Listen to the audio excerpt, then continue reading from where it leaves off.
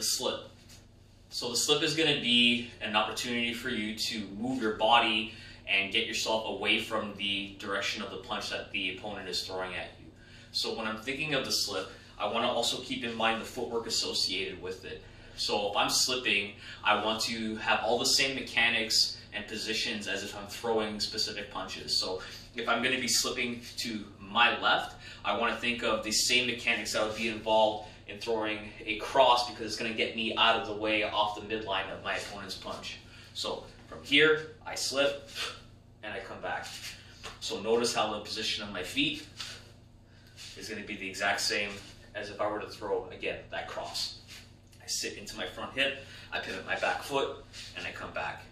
When I slip to the other side, I'm going to do the same foot mechanics that I would for my left hook. So my left hook, and I sit to that back leg a bit more, the same mechanics apply. I sit on the back foot and I come back.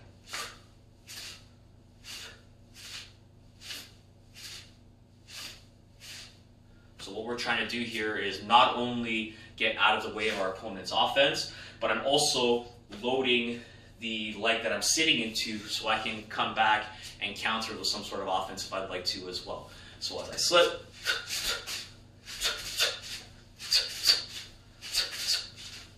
that's my slip. What I also want to keep in mind lastly is that I don't want to slip further than I need to. You want to try to stay as close as you can to the opponent's punch. So if I'm slipping to the outside, I don't want to slip all the way out here, because then now for me to come back and counter at my opponent, I have to bridge the space and time and gap to come back and be able to make contact. So as I slip, I stay as tight as I can to that midline while still being able to move through the position properly and avoid the punch.